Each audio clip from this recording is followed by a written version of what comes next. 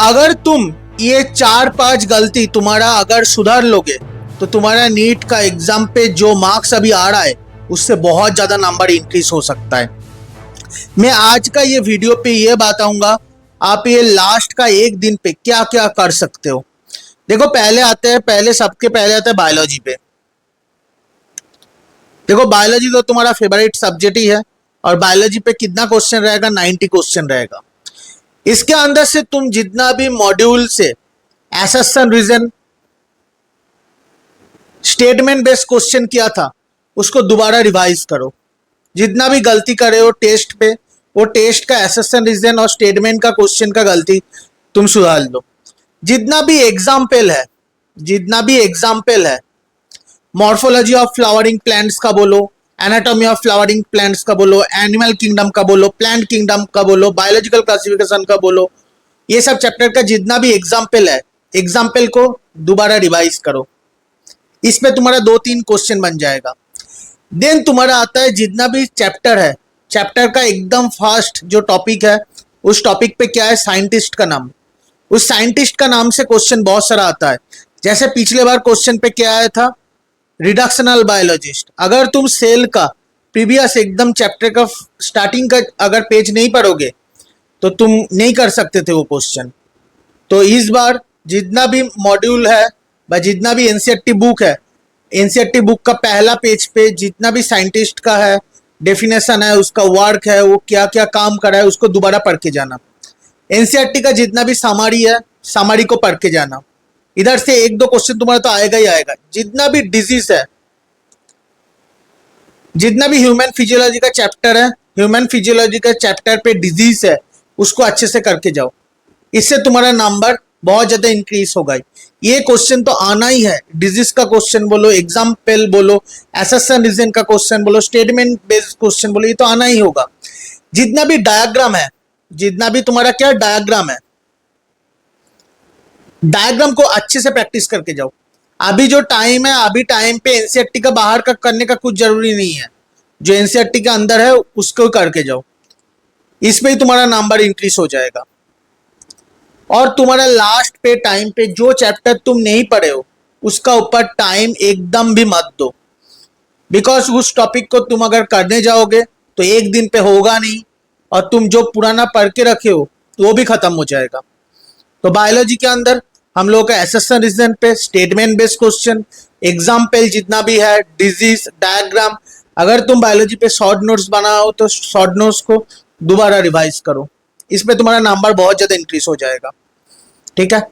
और भी तुम्हारा कुछ क्वेश्चन अगर मान लो कोई क्वेश्चन तुम्हारा अगर बाहर का आ जाए, मान लो तुम्हारा एक चैप्टर निकल गया एनवायरमेंटल इशू, बट अगर उधर से क्वेश्चन आ जाए, कुछ भी टेंशन करने का जरूरत नहीं है। वो तुम्हारे लिए नहीं होगा, वो सबके लिए बाहर का क्वेश्चन है। ठीक है। उसके ऊपर ध्यान देने का कुछ भी जरूरत नहीं है। ठीक है। 1-2 क्वेश्चन अगर बाहर का रहेगा वो सबके लिए बाहर का रहेगा। जितना भी क्वेश्चन है, अगर तुम्हारा फर्स्ट क्वेश्चन, सेकंड क्वेश्चन अगर तुमसे नहीं बन पा रहा है तो उस पर टाइम वेस्ट मत करना, आगे निकल जाना। आगे जितना क्वेश्चन एक बार पे हो पाएगा, फिजिक्स बायोलॉजी का पहले अटेम्प्ट करना, ये सीक्वेंस रखना, पहले biology then chemistry then physics. Biology पे जितना क्वेश्चन एक बार पे हो पाएगा वो कर लेना, देन केमिस्ट्री देन फिजिक्स। देखो केमिस्ट्री पे अभी जो टाइम है, केमिस्ट्री पे तुम क्या करना, तुम अगर तुम्हारा फिजिकल केमिस्ट्री का मैं बोलूं, फिजिकल केमिस्ट्री के अंदर only and only formula revise करना। जितना भी फॉर्मूला तुम करे हो फॉर्मूला रिवाइज करना। इनऑर्गेनिक पे तुम अभी के लिए only and only reaction portion करो। ठीक है। जितना भी एक्सेप्शन है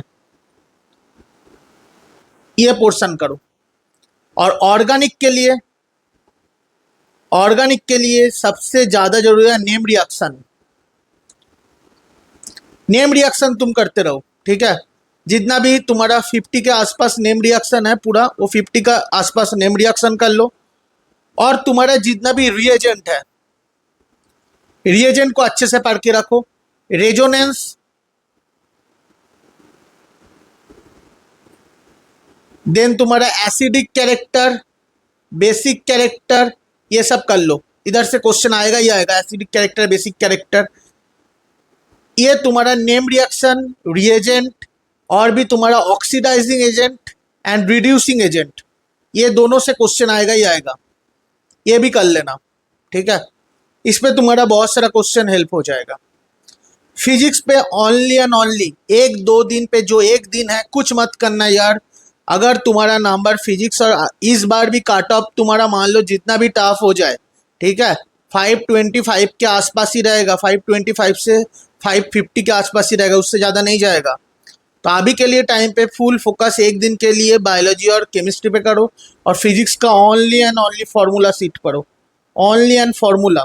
फार्मूला छोड़ करके कुछ भी देखने का मत जाओ, कोई भी न्यू क्वेश्चन मत करो। न्यू क्वेश्चन लगेगा ये करना है, ये करना है, ये करना है, कुछ भी मत करो। ये हो गया तुम्हारा फिजिक्स केमिस्ट्री बायोलॉजी पे तुम अभी जो करोगे, ठीक है। और तुम्हारा कैसे एग्जाम का तुम प्रिपेयर, एग्जाम का जो जब तुम्हारा क्वेश्चन आएगा एग्जाम का कैसे तुम सॉल्व करोगे, देखो सबसे पहले क्या करना, 3 भाग पे डिवाइडेड करना, राउंड ए, राउंड बी, राउंड सी। देखो राउंड ए पे तुम क्या करना, जितना भी तुम्हारा है बायोलॉजी का क्वेश्चन जितना भी होगा तुम्हारा एक बार पे, जिसको तुम्हारा दिमाग पे सोचने का जरूरत नहीं है, एक बार पे हो जा रहा है, उसको पहले कर लेना। उसके बाद केमिस्ट्री का जितना भी इनऑर्गेनिक एंड ऑर्गेनिक है, केमिस्ट्री का कौन सा है, इनऑर्गेनिक एंड ऑर्गेनिक, ये पोर्शन कर लेना, ठीक है। देन तुम फिजिक्स के अंदर अगर मान लो तुम्हारा सेमीकंडक्टर से क्वेश्चन आया, रे ऑप्टिक्स से क्वेश्चन आया, ग्रेविटेशन से क्वेश्चन आया, करंट इलेक्ट्रिसिटी से क्वेश्चन आया, जो जो इजी चैप्टर है मॉडर्न फिजिक्स है उसका क्वेश्चन पहले कर लेना। Then round B, round B पे तुम क्या करना, जो बायोलॉजी का क्वेश्चन नहीं हुआ उसको करना, ठीक है। देन तुम्हारा केमिस्ट्री का फिजिकल केमिस्ट्री कर लेना, ठीक है। देन फिजिक्स का बाकी का क्वेश्चन करना। देन बाकी का ये जो राउंड सी है, इस राउंड सी पे तुम्हारा अगर इसी क्वेश्चन पे तुम्हारा मान लो सिलेक्शन वाइज नंबर चला गया, उसके बाद जंप करना राउंड 3 पे। राउंड 3 पे बाकी का जो क्वेश्चन है उसको करना, ठीक है।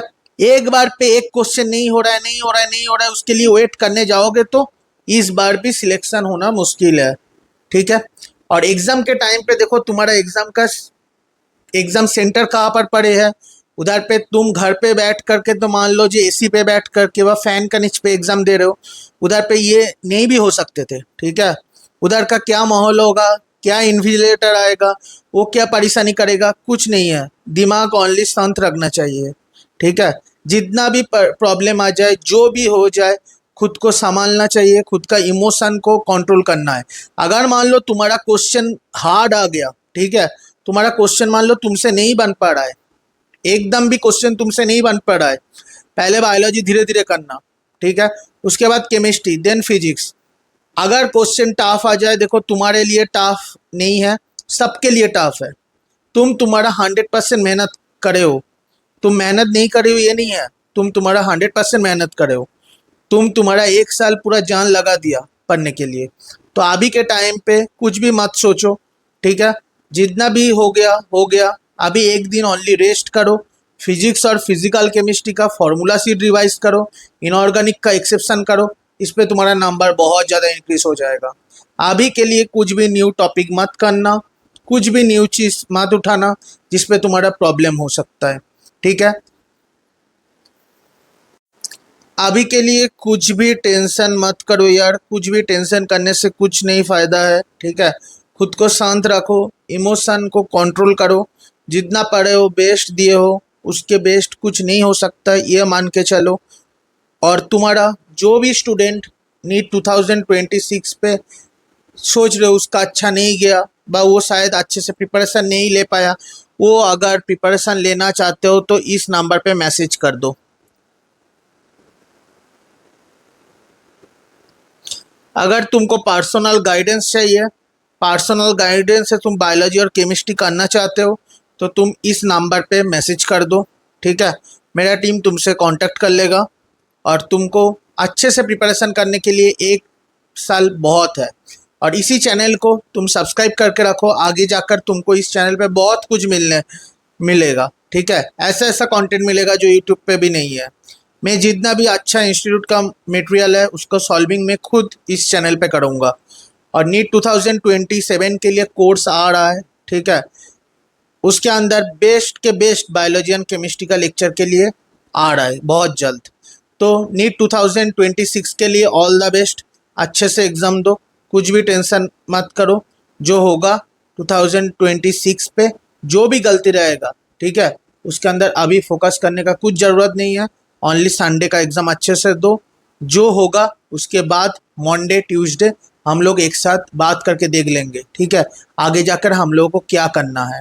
ये एग्ज़ाम सब कुछ नहीं है, इसके आगे बहुत कुछ है। तो अभी खुद को शांत रखो, टेंशन फ्री होकर अच्छे से एग्ज़ाम दो। Thank you.